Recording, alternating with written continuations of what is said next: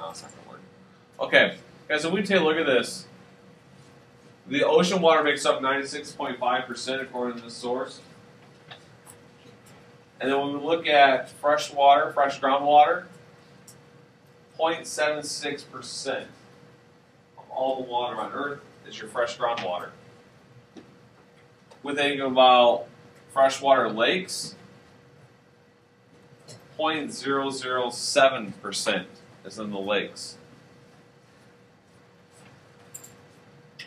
And we have a very tiny amount in our atmosphere, 0.001%. So those are just some considerations. Again, this whole point of this is to get you guys some facts about water. Maybe put it into a new context that you never thought of before. And that's kind of hard for us to do. So we're going to finish up today talking about the water cycle itself.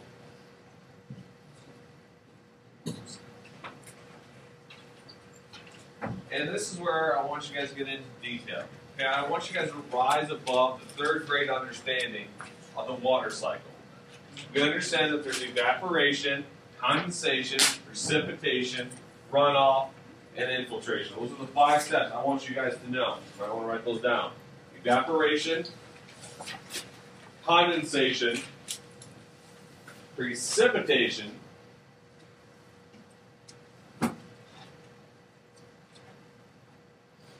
runoff, and infiltration.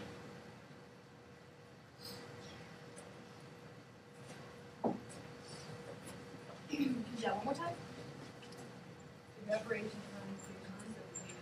precipitation. Okay, one more time. Here we go. Evaporation, condensation, precipitation, infiltration, and runoff. So that's the cycle structure. Yep.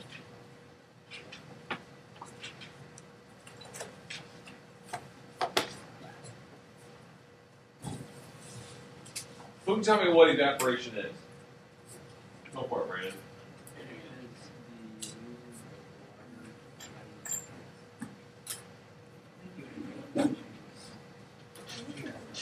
Which is? It's when liquid water changes to a gas. Very good. So evaporation is when liquid water changes to a gas. At what temperature does water change from liquid to gas?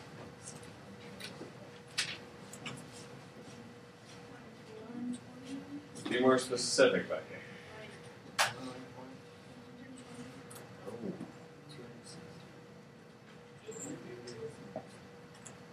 Our body's going to be 100 degrees Celsius is when water changes from liquid to gas. Write that down. Boiling point of water, 100 degrees Celsius. Or 212 degrees Fahrenheit. Okay, now, did we already talk about this, right? When is our highest amount of evaporation? During the winter. Now, put that one together for a minute. If water has to reach 212 degrees Fahrenheit or 100 degrees Celsius, how on earth do we get evaporation in the middle of winter? I don't care who you are. If you put water outside in the middle of winter, it's going to freeze. So how does it evaporate? Help from the sun and then underground. Nope. constant flow. And this is where we're going to rise above the third grade level. That was third grade. When water evaporates, it evaporates on an atomically thin layer. It literally is evaporating atom by atom. So when you think about boiling water in a pot, and you can see little bubbles boiling up, water's not doing that as an entire body of water. It's doing it on these super thin layers. Okay, how many of you guys ever tried to cook frozen hamburger before? It doesn't. Okay, what happens? It just goes. Okay, yeah, sizzle. But what happens to that outside shell? It's like slowly comes apart. Yeah, it'll cook first, right? And then you can scrape it off. Same concept with the water. Those outer atoms get superheated first, and therefore they evaporate off. They absorb that energy. The whole body of water underneath it is not boiling. It's the small atoms. Okay, so atomically thin layers are evaporating, tiny piece by piece. Which is scary to think about. When you think that we have all this water,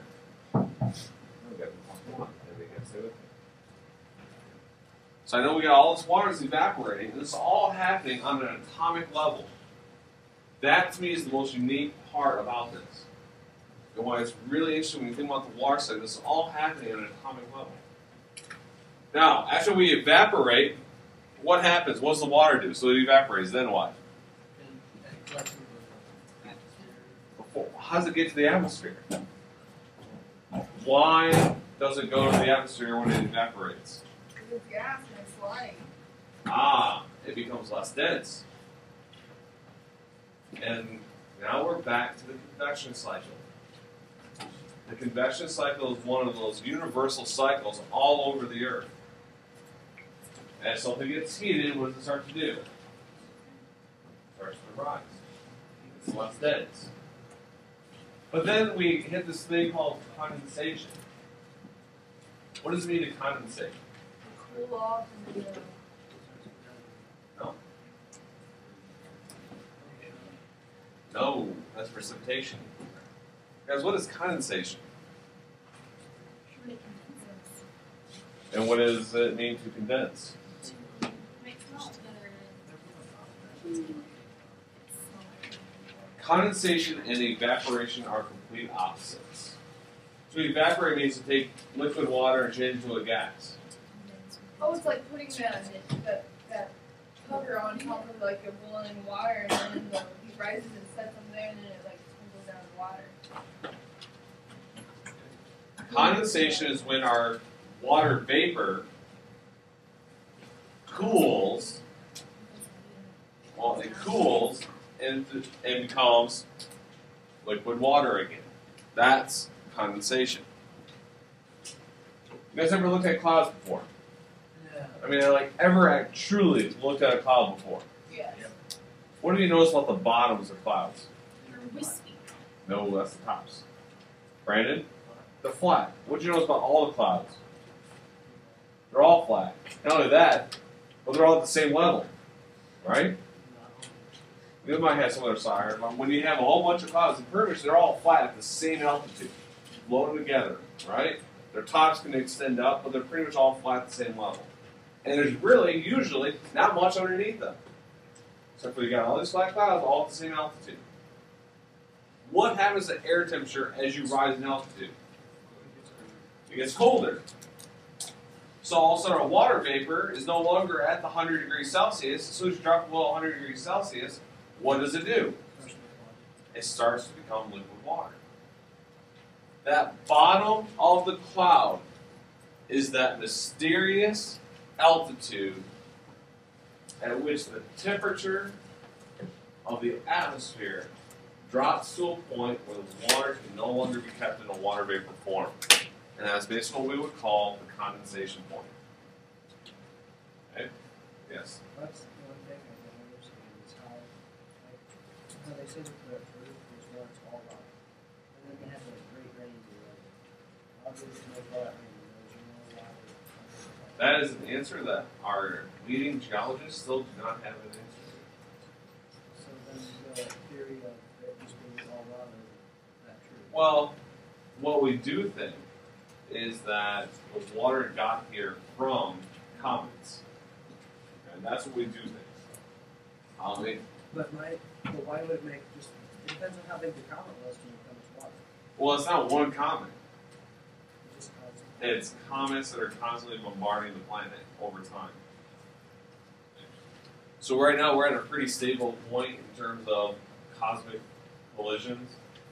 So therefore that's why we think our water is fairly constant. It's really not going to change by great bounds and leaps.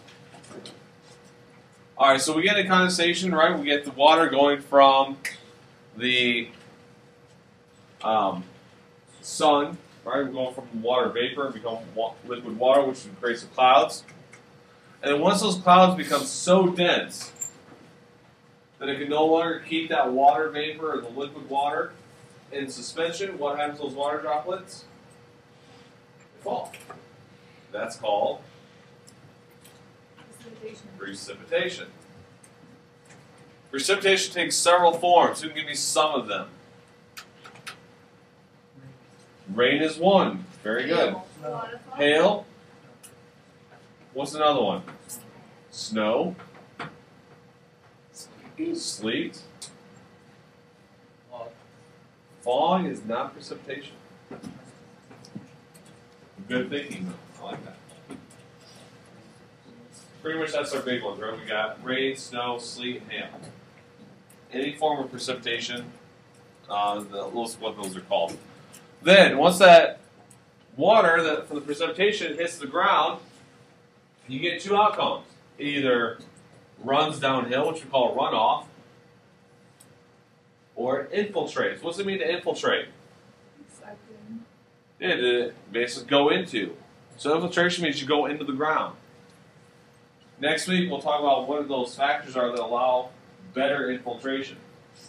How do you, as a city planner, or how do you as an architect, design a new development to minimize the amount of runoff? Those are some things to consider. Have you ever noticed that within recent years, every time a new housing development goes in, there's a gigantic pond somewhere in the community? That's because all the runoff runs into that pond. That's the local storage unit. Therefore, by allowing that water to sit there in the pond, the water then seeps into the groundwater around it and eventually diffuses that water. That way we don't have flooding in the area. Alright, and then one more thing I do want to talk about. This is one thing you guys have not heard of before, but it goes with evaporation. It's the same concept as evaporation. That's called transpiration.